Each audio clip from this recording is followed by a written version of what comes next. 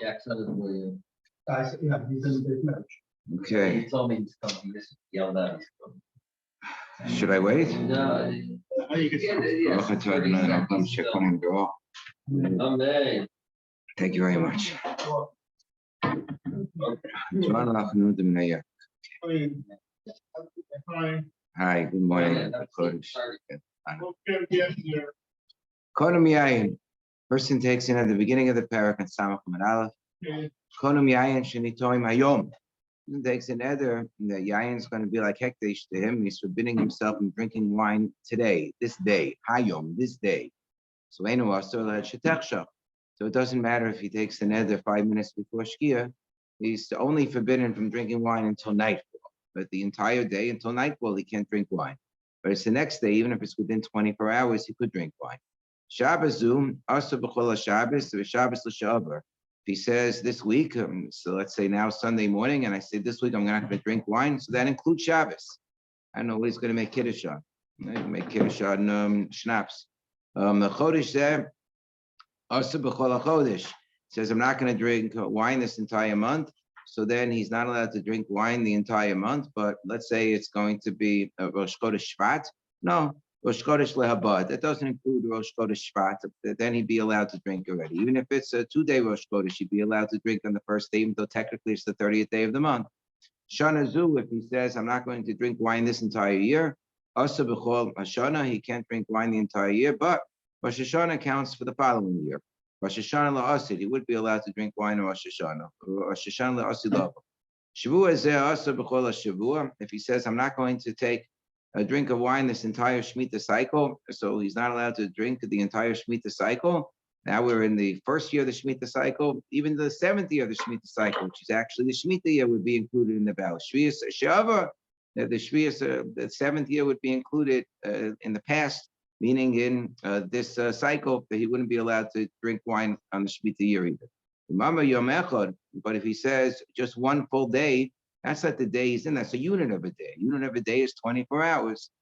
Shabbos Achas, he says one Shabbos period means a 7-day period. The Chodesh Echad, where he says one Chodesh period is a 30-day period. Shana Achas, one year period. So he's standing on the first day of Tevis, so then he wouldn't be allowed to drink wine until the next year, the first day of Tevis. Shvua says Shvua Echad, he says one Shemitah cycle, so he's standing on the first day of Tevis, the first year of the Shemitah cycle, and have to wait until the first day of Tevis, the 8th year, the first year of the next Shemitah cycle. So then it's going to be basically in the periods of time from the day that he's standing, you count out 1 day, 1 week, 1 year, one Shvua cycle, one Shemitah cycle. What if he says, Ada Pesach, says, I'm not going to drink wine until Pesach. So then Ada Pesach means Asur Ad Yagia. That means up until the day that Pesach arrives. So as soon as it's Seder night, he can drink wine again. It just means up until the end of Erev Pesach. But if he says Ad Sheyehei, until Ad Sheyehei sounds like until there has been Pesach. So Asur Ad Sheyehei, so then he can't drink wine until the Pesach is over. I Panea Pesach, if he says until the face of Pesach, well, that means up until there's a moment in time in which you're still facing Pesach. So there might be 1 minute left of Pesach, there might be 2 days left of Pesach, might be 5 days of Pesach left, there might be an entire Pesach left. It's not clear what he meant. It's not clear what he meant. It's a little bit of a suffix. So Rabbi Meir, in the version of the Mishnah that we have, Rabbi Meir is the one who says that that a person puts himself in a suffix situation. I'm sorry, the Rabbi Meir says a person doesn't put himself into a suffix situation. So therefore, Rabbi Meir Omer Asur Ad Sheyagia. So he means a definitive moment in time. The definitive moment in time would be the first moment in which we could say this is the meaning of Pnei Pesach, which would be that up until Pesach actually hits. But once Pesach hits, he'd be allowed to drink wine. Rabbi Yossi Omer, according to this version, Rabbi Yossi is of the opinion that a person does place himself in a position of a suffix, and therefore, as long as there's a suffix, then maybe it's what he meant. Up until there's 1 second left until the end of Pesach, he wouldn't be allowed to drink wine. Rabbi Yossi Omer Asur Ad Sheyehei. Now we're going to switch this around. In the Gemara, we're going to say Rabbi Meir really it's Muchlefes Hashita, where it says Rabbi Meir really means Rabbi Yossi. It says Rabbi Yossi really means Rabbi Meir. Since whatever we have a machlokes, Rabbi Meir, Rabbi Yossi, we pass like Rabbi Yossi, so the halacha is going to be that Loma in a Nafshe L'Sfeika, and therefore he's only forbidden from drinking wine at Shiagia until the moment before Pesach. Gemara says Konim Yayin Shenitoim B'chulei. We're quoting from the Mishnah. So they have a statement of Rabbi Yirmiyah bar Abba says. The nerve of this guy that he took a neder altogether. He's not going to drink wine today. So it's true. He's forbidden until nightfall. And nightfall he can drink, as opposed to the person who says, I'm not going to drink wine for a full day, in which case he'd have to wait till the same time tomorrow. But because it's a little murky, maybe he'll get it confused with the time that he says, I'm going to not drink wine Yom Echad, in which case he has to wait till the same time the next day. So he has to go to a chacham to get an official heter, an official dispensation, and now he could drink wine. So my timer. Why? We just said in the Mishnah, the din is that it's over once night hits. Why does he have to go to a chacham? Some of Yosef, because we give him a patch. Because it's confusing. If we're going to allow him to drink right away, he'll make a mistake. Next time he'll make a neder yom echad. He'll say, oh, last time I was allowed to drink when it was night, so this time as well, he's not going to realize he has to wait till the next day. So better go to a chacham. So Amalei, Abaye, there's an Abaye missing here. So Abaye said to Rabbi Yirmiyah, no, ihachi, if that's what if we're worried about that, we should worry in the other direction too, that when a person takes a neder, he's not going to drink wine for a full 24-hour period, so we should make him go to a chacham, because then he'll get confused the next year. When he takes a neder that he can't drink the entire day, has to wait till night. He'll say, oh, last time I didn't have to wait till night. I was able to just, stop at the end of a certain period of time. It was the afternoon. So this time also I could stop in the afternoon. So Amalei, so he responded, no. In this case, where the person has it easy, he just takes an neder, let's say 5 minutes before Shkia, we let him drink wine already at night. He's going to get confused to think that everything is very lenient. Hayom Yom Echad Michlav. So he'll think when he says Yom Echad also, he could take a drink already when it's nightfall. But Yom Echad, when he takes a neder of Yom Echad, he's already abstaining from wine for a 24-hour period. So he's not going to make the mistake to think, that it's okay. When I take a neder, I don't even have to wait till the nighttime. This time he waited for the nighttime plus more. So Yom Echad b'Hayom lo Michlav. So Amala Ravina Amali Merema Hachiyam Avuch Mishmei de Rabbi Yosef. Girsa, the Bach keeps Rav Yosef in the picture. Says, I had a tradition that your father, I was told by Meremer that Hachiyam Avuch Mishmei de Rav Yosef, that your father said in the name of Rav Yosef, Kamanos lo shmaitet Rav Yirmiyah bar Abba. Rav Yirmiyah bar Abba, who's so strict that he says that whenever there's the possibility for confusion, even though the neder is really over, you have to ask the Sheilas Chacham who's going like. It's going like the Rabbi Nosson anti-neder principle. The Rabbi Nosson, the Tanya, as we know, Rabbi Nosson is of the opinion, don't take nedarim. It's a bad idea. Tova sheloti dur. Rabbi Nosson omer kol hanoder ki'ilu bana bama. You take a neder, it's like you've built a foreign altar. A makayma ki'ilu makri baler. And if you keep the neder, it's like you're making an offering on a foreign altar that you're not supposed to do. You're supposed to just keep the mitzvahs of the Torah. So therefore, whenever there's any kind of confusing situation where, since the person shouldn't have taken neder in the first place, we make them go to a chacham. The Ran says it's a knas. Since it's a knas, hilkach, this is the first wide line at the bottom of the Ran, hilkach im haya neder mitzvah. But if it's a neder mitzvah where the person had the right to take a neder, you go lilmo to l'kaya mitzvah, enot tzarich shelin. He says, I'm going to learn all day, hayom, I'm going to learn all day hayom. So then when it reaches nighttime, we're not going to require him to go to a chacham because it was a neder mitzvah. This is since it's a knas, so whenever it's legitimate to make a neder, we're not going to impose this requirement upon him, and that's codified in Shulchan Aruch. Shabbos zu hasa because Shabbos kula. If he says I'm not going to drink wine this a week, so he's also in the entire week, including Shabbos. So pshita ma'adetema yomi de Shabbos akamer. So he says no. Even though of course it's true that Shabbos is the 7th day of the week, sometimes when people refer to yomi de Shabbos, that they refer to the weekdays as, oh, these are the days that lead to Shabbos.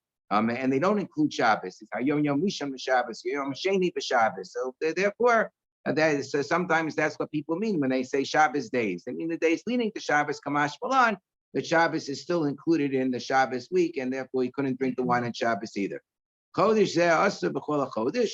If he says, I'm not going to drink wine this entire month, so he's also the entire month, but not when it reaches Rosh Chodesh. Rosh Chodesh le'aban. The Kiddush is, even if Rosh Chodesh is the 30th day of the month, and it's a 2-day Rosh Chodesh. That's the Kiddush. That's what the Gemara is going to tell us. Shita, it's also obvious. Rosh Chodesh is the next month. I'm taking the Neder and Tavis, so Shvat is the next month. So why should Shvat be included? So no, Ki Tzricha the Chodesh Chaser. It means that if the next, it's a confusing, the words are confusing. The way the Ran teaches it is, it means the next month is Chaser, and this month is Mole. Because if next month is Chaser, this month is probably Mole. So in such a case, you're going to have a 30th day of the month. It's already going to be called, let's say, Rosh Chodesh Shvat, assuming it will be 2 days, which is not Ma'ad Tema, Rosh Chodesh L'Sha'ava Havei. So you might think that that's the 30th day, since it's the 30th day of the previous month, even though you're observing Rosh Chodesh, it belongs to the previous month, and therefore you have to change the wording here, Belitzer, and therefore it should be forbidden. Kamash Malan, Karinish Reshiachar. So Kamash Malan, no, that since people already call it Rosh Chodesh, it's 2 days Rosh Chodesh, they don't say, oh, this is the 30th day of the previous month. They say it's the first day we just had, but first day Rosh Chodesh Tevis. So people said Rosh Chodesh Tevis. Even though it was really the 30th day of Kislev, but everybody already calls it Rosh Chodesh Tevis. However, the Ran does quote a practice that we have, that when it comes to Gittin, we're machmir in both directions. So if you write a get on the 30th day of the month, which is also the first day of Rosh Chodesh, so you have a special formulation.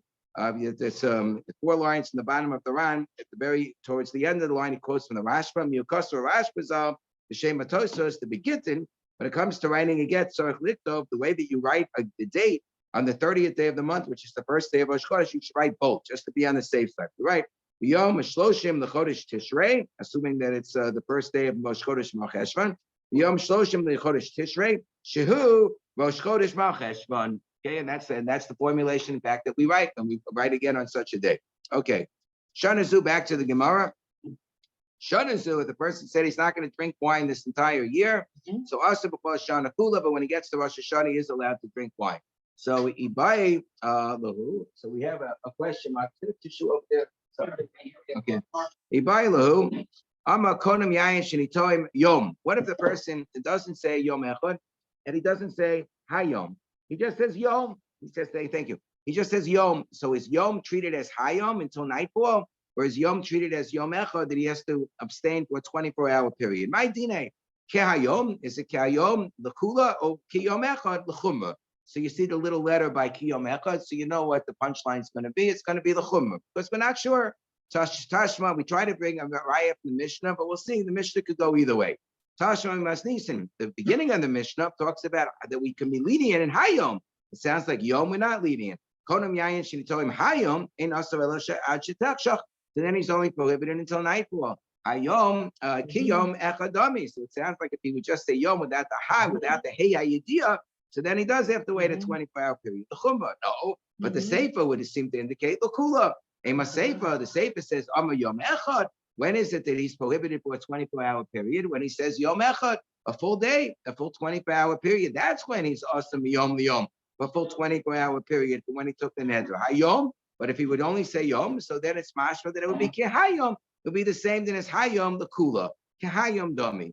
Elamea Leka the Mishnah. No, rather we can't be medayek from either the ratio or the sefer because the deal goes in separate directions. One of them is meant to be precise, and the other one was written just to be consistent or parallel, as Rabbi Kiva points out. So therefore we can't bring a proof from here. So Amar Avashi. So Avashi says Tashma. Let's bring a raya from the following case. It says Konam Yayin, a person says, Shani Toem Hashana. Person, the wording is, as we'll see, imprecise, but or maybe imprecise. Person says, I'm not going to drink wine. She'eni Toem Hashana. I'm not going to drink this year. So Misava Hashana, if it ends up being a leap year, so does he have to wait a full 13 months or just 12 months? We say he has to wait a full 13 months. Full 13 months he has to abstain from wine. Asaba Uli Bura, including the leap month. So what's the case? Okay. So we're now in Samach Alf and Alf, and it's only 7:14. So we're doing okay. So Ilema Kidiktani, if the case is exactly like the wording that we just pronounced, so Lama Lila Mema, so that's like an easy case. So if he said, Hashana, Obviously he means that he wants to go up until the end of the year, until you reach a Rosh Hashanah. So if it would be a leap year, the leap month would be included. So therefore that wouldn't be a Chiddush. Rather, it must be Elav de Shana. It must be that he didn't say Hashana, but rather he said Shana. And the Chiddush is that even in this case, we would treat it the same as a Hashana type of formulation, where the leap year would be included as well. Amashana, the leap month would be included as well. Amashana kehashana dami. B'yom nami kehayom dine. And therefore, if a person said yom, it would be treated like hayom, and therefore he'd only be forbidden up until nightfall. If you had an extra hour added to the day, that would be included too. But we never have a 25th hour in the day. But if you had a year, you have sometimes a leap month, so that gets included. So we say, look, the olam de amar hashana. So we say, no, that's not a proof. This case really could be hashana. And I would have thought that maybe he means a year like any other year. So just like a regular year, let's say he takes the neder at the beginning of the month of Mar Cheshvan, so he would have 11 months to go. So he has in mind, so he should have 11 months to go this year as well. I might think that you go after most years that when you take the neder that you're not going to drink wine for the rest of the year, and you're at you're Mosh Chodesh Mar Cheshvan, you only have 11 months to go, right? Below Yisbu Ibor, and you're not going to delay Yisbu Ibor because most years don't have a leap month. So therefore, he should only have to go 11 months. Like a person saying Kaddish, Lahavdil, for parents, he only has to go 11 months. So Kamash Malah, no, that he has to go the full 12 months. Because we have to include the leap month as well until you get to the end of the year. So it's left a little bit ambiguous as to what the din would be if you had an Ibor year and the person actually said Yom as opposed to Hayom. So the Shach on Yoredei, the Shach in Hilchos Nedarim, based on what the Ran says. The Ran says that if the person was standing, let's say on Rosh Hashanah, and they would say Shana as opposed to Hashana, so once we're treating it as the same as once we go to Chumrah, we say that it's considered to be like you're going from one to the next. So he says that in this particular case, we would go after like what would normally be a 12-month period, and you would not count the leap year. But he says that if the person would be in the middle of the year, and they make the neder, so then you go into whatever is the date that's going to be the following year, and you would count the leap month. So it would depend whether the person's making the neder at the beginning of the year or the middle of the year. Ibailu. So the question was posed in the base medrash. Amayayin shenitoim. Well, yovel. What if a person says, "I'm not going to drink wine for an entire yovel"? Entire yovel. So the 50th year is the yovel. So do we say that shnas chamishim kilifnei chamishim? Do we say that the 50th year is included in what comes beforehand, that you have 49 years, and then you have the 50th year, which is the Yovel, and therefore you can't drink in the Yovel? Or do we say, no, the 50th year you could drink wine because the 50th year also doubles as the first year of the Shemitah cycle? That's a whole big question. It's a must. So we say it's dependent on the Machlokes, Rabbi Yehuda and the Chachamim, as to whether the 50th year also doubles as the first year of the next Shemitah cycle. Rabbi Yehuda is of the opinion that it does double, and the Chachamim say that it doesn't double. And the Rambam says that we paskin like the Chachamim, that it doesn't double, but despite the fact we paskin like the Chachamim, the Gaonim have a tradition that after the Churban of the second Beis Hamikdash, we don't count Yovel years as standing alone, since we don't observe Yovel anymore. So we just count 777. So even when you have a 49-year Shemitah cycle, we don't then carve out, another year and say, this is the Yovel year, we're just not observing it. And then we count another 7-year cycle. We start counting the 7-year cycle from when there would have been a Yovel year. So Rambam says we follow that practice to Gonim because minhag is something that's the minhag. And he says, far be it from me. The Rambam, I'm just a little lowly Rambam here. Far be it from me to go against the Gonim. And the Ravid disagrees with the Rambam. And the Ravid says the Rambam should have passed like the Rambam. And he should have said, he should have stuck to his guns and paskin that we should count the 50th year, not go along with the Gonim. So Beishik used to say, this is the only case where he knows that the Rambam, paskins against himself, and the Ravid says we have to paskin like the Rambam. Okay, so Tashma, Tanya, but anyway, so got that? So what we got? So here we have Machlokes, Rabbi Yehuda, and the Chachamim. So let's see what that Machlokes is all about. But Chaim Soloveitchik famously explains. that the idea behind the Shita Sagonim that the Rambam is following based on in the minhag is that even though normally we would count the Yovel year separately, that's only when you have a bezdin. It says Safar Ta'alacha, Sheva Shavzol Shanim Sheva Shanim Sheva Pamim. And then afterwards they declare the 50th year as the Yovel year. So when you don't have a bezdin a gadol in Yerushalayim declaring the Yovel year, so then it doesn't happen. But during the Zvayashen, even though they didn't observe Yovel, they still had a bezdin. So the bezdin was able to declare the Yovel year, but now we no longer have a bezdin declaring the Yovel year. That's the famous explanation of Reb Chaim Soloveitchik. So Tashma, the Tanya, Pluta, the Rabbi Yehuda Rabbanan. So here's the Machlokas Rabbi Yehuda and the Chachamim. The Kiddush Shem Eisha Shnasa Chamishim Shana Shnasa Shnasa Chamishim. So you need the bezdin that's going to sanctify the 50th year, right? Shnasa Chamishim Atam Mona. So the 50th year you count as a separate standalone year. V'yatamona Shnas Chamishim Be'achas. But you don't count the Yovel year as year 51. You have to count the separate year as year 51. So we kind of amru Yovel Eino Ola Leminyan Shavua. So this is on this basis. That's why the Rambam Paskins Meikar Din is when you have a bezdin that's declaring the Yovel year, it doesn't count as part of the 7-year cycle. In which case, Yovel would belong to the previous cycle. So a person says, I'm not drinking wine during the Yovel, so the 50th year is included when they can't drink wine. But Rabbi Yehuda says, Yovel Ola Leminyan Shavua. It is counted towards the next 7-year cycle, so it counts, therefore, it belongs to the following cycle.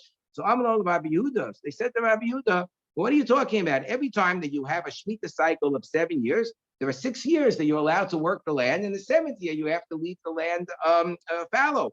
So according to you, if the Yovel year in which you're not allowed to work counts towards the beginning of the next 7-year cycle, so then you have the first year of that cycle, you can't do work. In the 7th year of that cycle, you can't do work. And the number of years that you can work before the next Shemitah is only going to be 5 years and not 6 years. But the Torah says, Sheishanim, that whenever you have a Shemitah cycle, you can work the land for 6 years. But in your case, whenever you have a Yovel year, you're only going to be allowed or able to work the land for 5 years. So Amalam, so Rabbi says, not such a big kasha on me, because you have the same kasha. Because the Divrechem, according to you, what does the Torah say? That on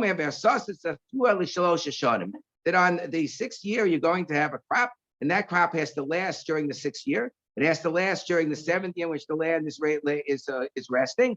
And then you have to have enough food for the beginning of the 8th year before what you plant in the 8th year is going to develop and be harvested. But when there's the Yovel year, even you agree that it would have to last for a 4-year period. Harekan Arba, when you have a Yovel year, it's going to be a 4-year period because you'll plant on the 6th year. The next year is going to be Shemitah. The following year is going to be Yovel, and then only the following year is going to be the beginning of the Shemitah cycle. Rather, you have to say this pasuk is talking about most of the years. Most of the other years in which you have a Shemitah, so going to be 7 Shemitahs over a 7 cycle period. So for 6 of the cycles, this pasuk is going to make sense. For 1 cycle, it won't make sense. So dilinami. So for in my case as well, there's 1 cycle where the pasuk won't make sense, where it says Sheishanim Tizras Esarechi. You can say that pasuk is talking about the other 6 cycles. Okay. Correct. According to the comment, somebody stands up and says, on the Yovel year, Shavuot Zeh, I don't call him, he's not calling him what does he do? Shavuot Zeh? He says for this Shemitah cycle. Okay, so then it's already, so according to the Yovel is not part of either Shavuot cycle, according to the comment. Right, so we'll say that his words didn't make any sense. It's not a Shavuot Zeh. It's not a Shavuot Zeh. Right, so we'll have to just take him to a chacham or to a shrink or something, and we'll send him straight. We say that when he goes, the first it says up until Pesach, so then he can't drink wine up until right before Pesach. When Pesach comes, he could drink wine. But then we said, if a person says ad Penei Pesach, then we had the machlokas Rabbi Meir, Rabbi Yossi.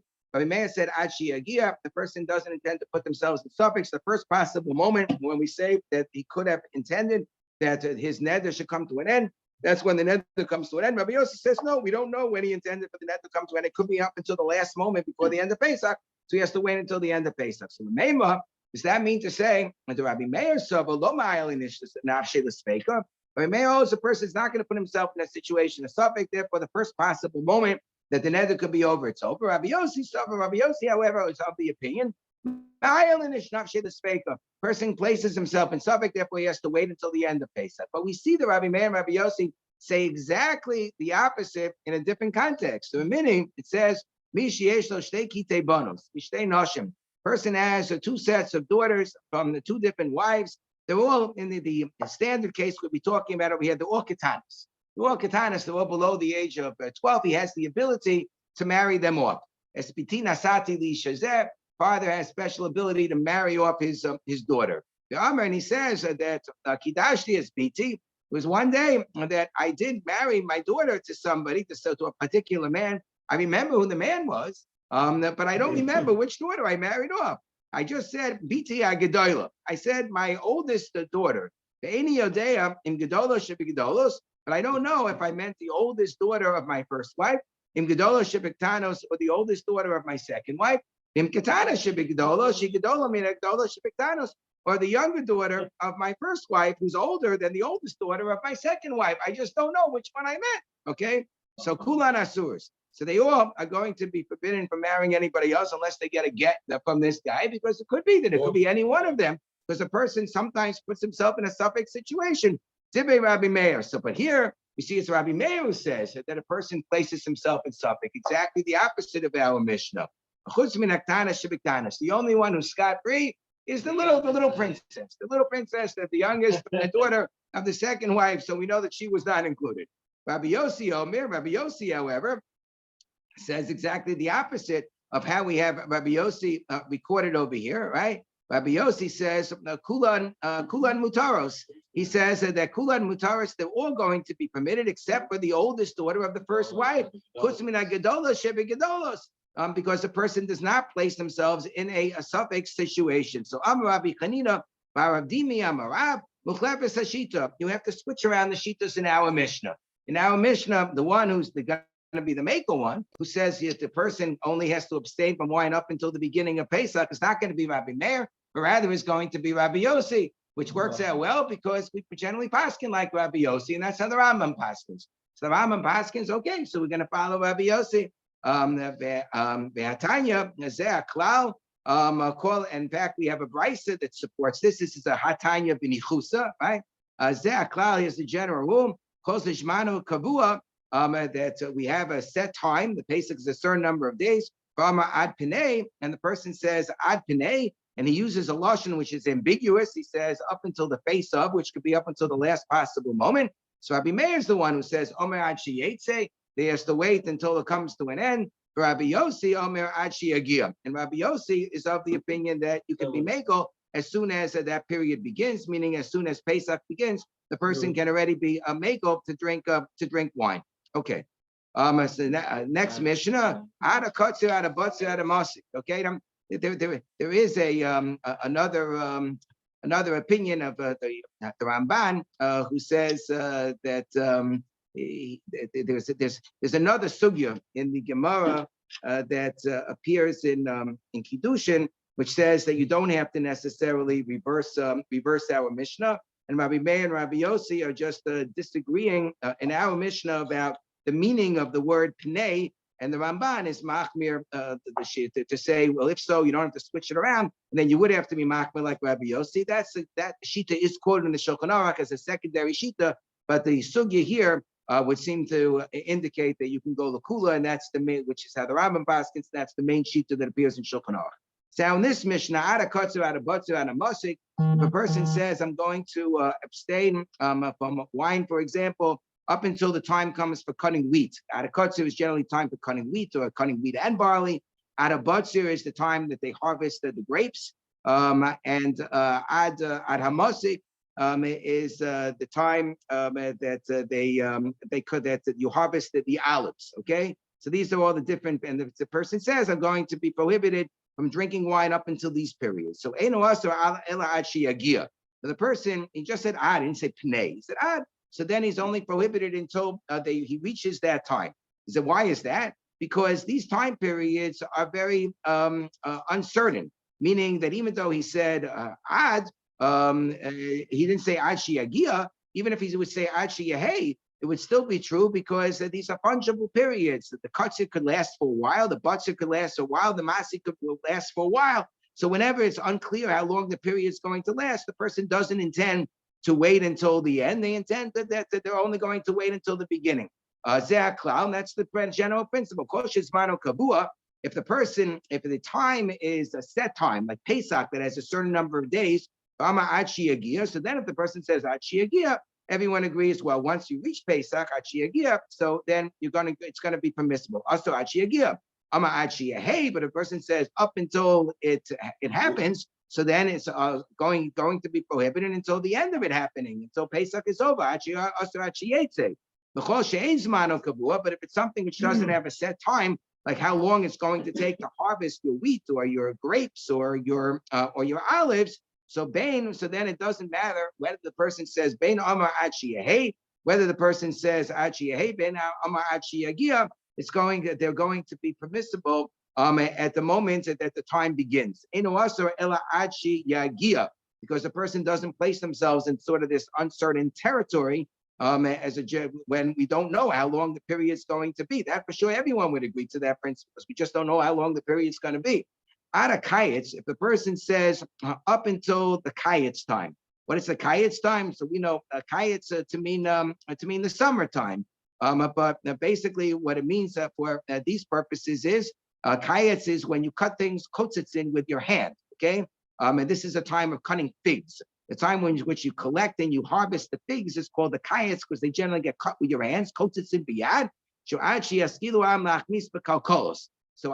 the person says actually kayetz up until kind of like the kayetz is done. So it's done when they start putting the dates, not the dates, the figs, when they put the figs in the baskets. Actually,